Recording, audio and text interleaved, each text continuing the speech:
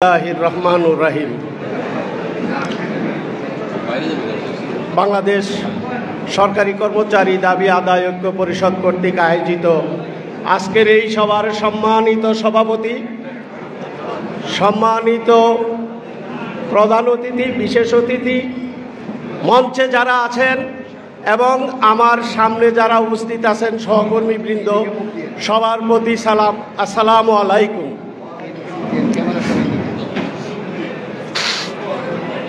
সম্মানিত সুধী, আমরা আজকে কেন এখানে হাজির হয়েছি শুধু এই বিষয়ে আমি 2 মিনিট কথা বলবো। সম্মানিত বিশেষ অতিথি জনাব মাহমুদুর রহমান মান্না ভাই এবং জোনায়েদ সাকিব ভাইয়ের দৃষ্টি আকর্ষণ করে বলছি, আপনারা শুধু দয়া করে আমার এই বক্তব্যটা একটু নোট করবেন, কেননা আপনারা রাষ্ট্রের সর্বোচ্চ মহলে বিচরণ করেন, সিদ্ধান্ত নেন।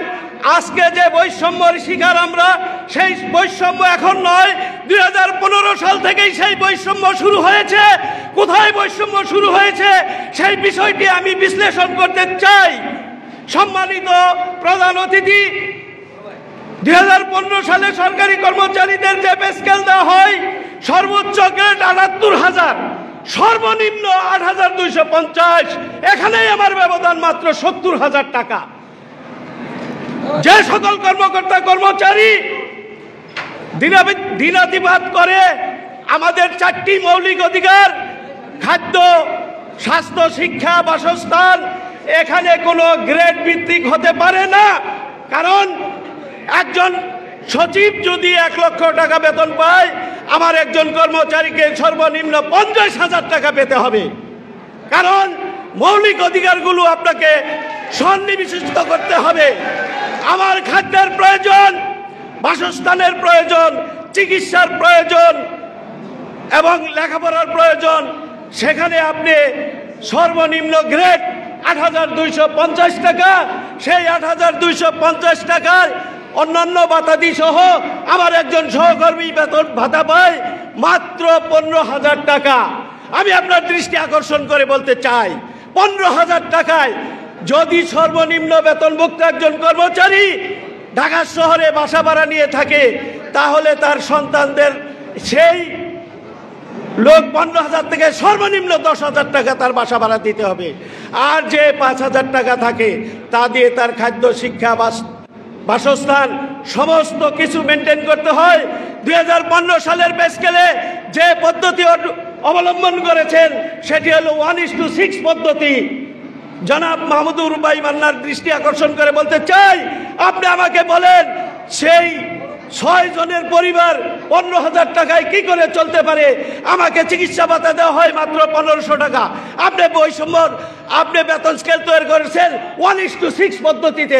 তার মানে আমি চাকরি করি, আমি একজন সদস্য, আমার স্ত্রী, আমার ছেলে, আমার মেয়ে, এবং 2015 সালে তদানীন্তন গভর্নমেন্ট বাধ্যতামূলক করেছে একজন সরকারি কর্মচারী যিনি তার বাবা মাকে বাধ্যতামূলক পালতে হবে। কারণ আমার যদি 5 ভাইও থাকে, সরকারি কর্মচারী যিনি, তাকে বাধ্যতামূলক বাবা মাকে পালতে হবে। 6 সদস্য পরিবারে আপনি চিকিৎসা ভাতা দিতেছেন মাত্র 1,500 টাকা। 1,500 টাকা 6 দিয়ে ভাগ করেন, আমার পড়বে 250 টাকা। 250 টাকায় আপনি কি ট্রিটমেন্ট পাবেন? একজন প্রফেসরকে দেখালে সেখানে আমার প্রতিদিন তার ভিজিট দিতে হয় 1,500 টাকা। টেস্ট দিবে একগাদি, সেখানে যাবে 5,000 টাকা।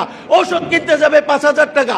আমার যদি 10 থেকে 15,000 টাকা প্রতিজন সদস্যের চিকিৎসার জন্য লাগে, সেখানে কি করে আমি 250 টাকা দিয়ে 6 সদস্যের পরিবারকে এই স্বাস্থ্য সেবা মেনটেন করব?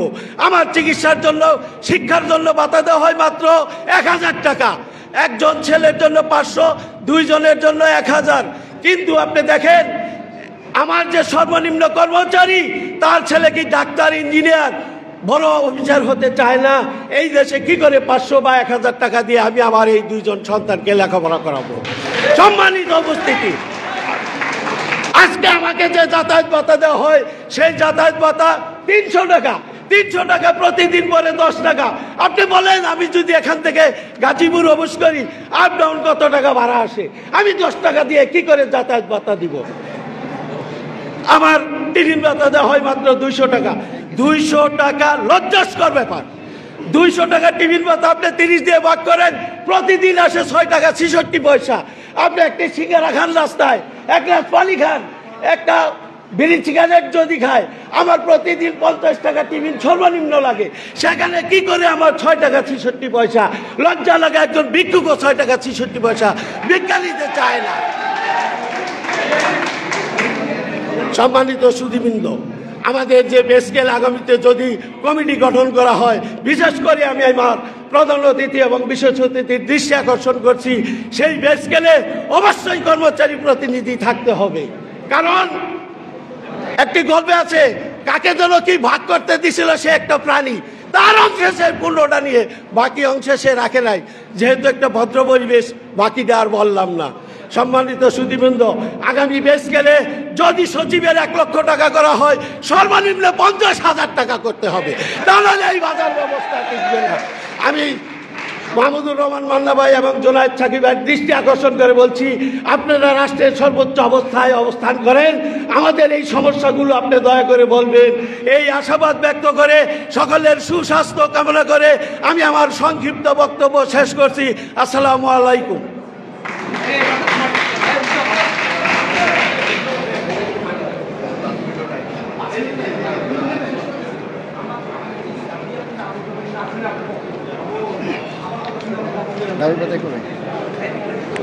এ পর্যায়ে 7 দফা দাবিনামা পাঠ করবেন আমাদের এই অনুষ্ঠানের। বিসমিল্লাহির রহমানির রহিম। বাংলাদেশ সরকারি কর্মচারী দাবি আদায় পরিষদ কর্তৃক অধ্যক্ষের প্রতিনিধি সভায় উপস্থিত আছেন নাগরিক ঐক্যের সম্মানিত সভাপতি জনাব মাহমুদুর রহমান মান্না ভাই, আরও উপস্থিত আছেন আমাদের জুনায়েদ সাকিব ভাই, সম্মানিত অন্যান্য অতিথিবৃন্দ, আর সভাস্থলে আছেন বাংলাদেশ দাবি আদায় ঐক্য পরিষদের সম্মানিত নেতৃবৃন্দ। আসসালামু আলাইকুম রহমতুল্লাহ।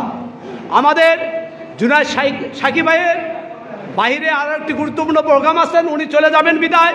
আমি দেখেছেন আপনারা, আমি দ্রুত কথা বলার জন্য এসেছি।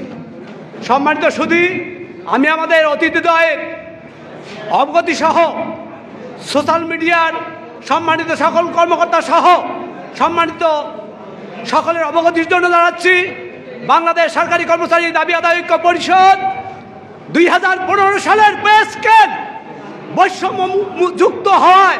আমরা 2018 সাল থেকে 2015 সালের 8ম পে স্কেল সংশোধন সহ আমাদের ভাতাদি সহ অন্যান্য সুযোগ সুবিধা নিয়ে 2018 সাল থেকে আমরা বিভিন্ন কর্মসূচি পালন করে যাচ্ছি। সম্মানিত সুধী, সম্মানিত অতিথিদ্বয়, আমরা প্রজাতন্ত্রের কর্মচারী, আমাদের প্রজাতন্ত্রের কর্মচারীর অভিভাবক তথা জনপ্রশাসন মন্ত্রণালয়ের অভিভাবক তথা রাষ্ট্রের প্রধান অভিভাবক বর্তমান প্রধান উপদেষ্টা সহ জনপ্রশাসন মন্ত্রণালয়ের কর্তৃপক্ষ। আমরা দীর্ঘদিন বিগত সরকারের আমলে আমরা আমাদের দাবির কথা বলতে গিয়ে কোনো সভা, কোনো কর্মসূচি পালন করতে দেয়নি। আমাদেরকে সচিবালয়ের সামনে থেকে শত শত লোকের সামনে থেকে NHI তুলে নিয়ে গেছে একাধিক দিন, ডিবি তুলে নিয়ে গেছে একাধিক দিন, আমাদের কণ্ঠ রোধ করেছেন তৎকালীন স্বৈরশাসক শেখ হাসিনার। সরি, আপনার কথা বন্ধ করুন, দয়া করে সাইলেন্ট থাকুন, নাহলে আমি কথা বন্ধ করে দেবো। আপনারা সাইড টক বন্ধ করুন। সম্মানিত নেতৃবৃন্দ, আপনাদের অবগতির জন্য বলছি, আপনারা পাশাপাশি কথা বলা থেকে বিরত থাকুন। এই ভদ্র মহিলা, কথা বলা বন্ধ করুন। আমরা বিগত ফ্যাসিস্ট সরকার আমাদের দাবির কথা বলতে গিয়ে আমাদের কণ্ঠ রোধ করেছেন, আমাদেরকে তাদের পেটুয়া বাহিনী দিয়ে, তাদের গোয়েন্দা সংস্থা দিয়ে সচিবালয়ের শত শত কর্মচারীর মাঝখান থেকে আমি সহ আমাদের নেতৃবৃন্দকে তুলে নিয়েছেন। আমরা 2009 সালে সর্বশেষ 2015 সালে 8ম পে স্কেল পেয়েছি। আমরা 2015 সালের পে স্কেলটি ছিল, আমরা চেয়েছিলাম 1:5, আমাদেরকে দেয়া হয়েছে 1:10। আমরা চেয়েছিলাম সর্বনিম্ন 25,000 টাকা, সর্বোচ্চ 1,25,000 টাকা। আমরা কারো জন্য কম চাইনি।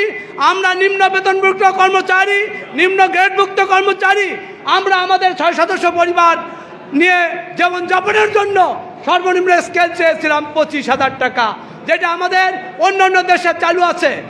আমাদেরকে মহাসমাবেশ করে আমাদের ন্যায্য প্রাপ্তি করতে গিয়ে আমাদেরকে আটকে দেওয়া হয়েছে। আমরা 2022 সালে কেন্দ্রীয় শহীদ মিনারে মহাসমাবেশের ঘোষণা দিয়েও করতে পারিনি।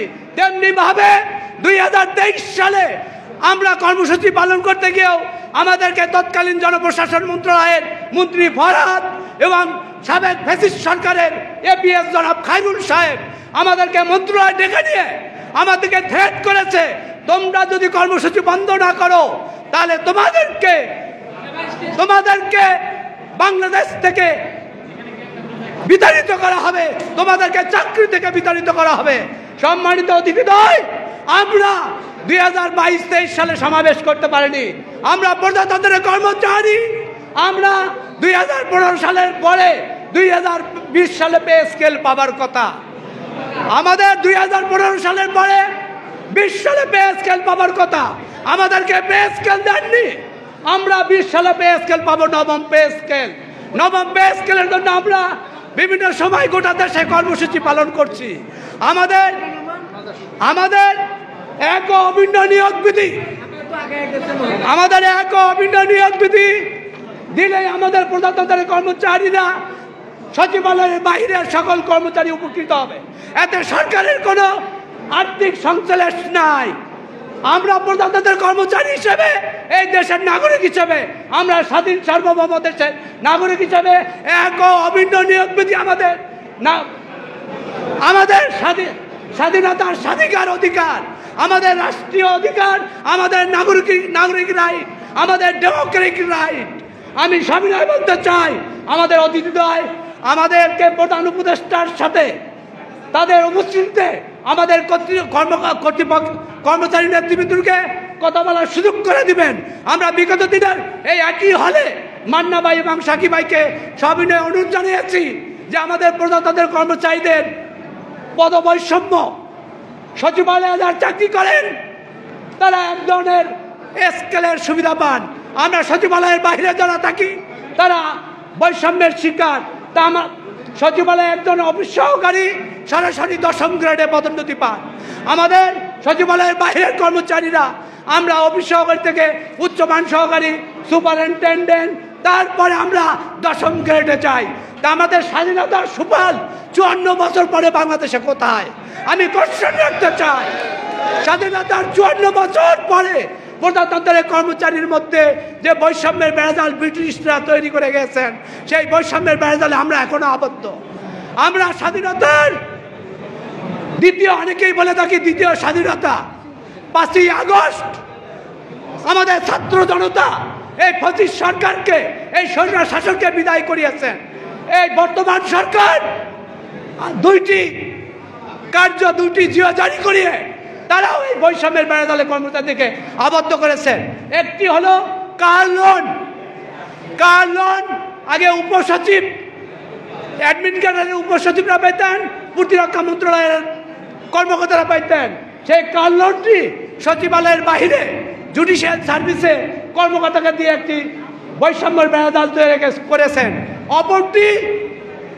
অপরটি মন্ত্রণালয়ের কর্মচারীরা যে সুযোগ সুবিধা পান, আমাদের থেকে পদের সুবিধা বেশি পান, আর্থিক সুবিধা বেশি পান। তারা অফিস সহকারী থেকে 10ম গ্রেডে 16,000 টাকা স্কেলে বেতন পান। আর আমাদের অফিস সহকারীরা আমরা বেতন পাই 13তম গ্রেডে, যেটা কোনোভাবেই প্রজাতন্ত্রের কর্মচারীদের মধ্যে বৈষম্যের বেড়াজাল তৈরি করা হয়েছে।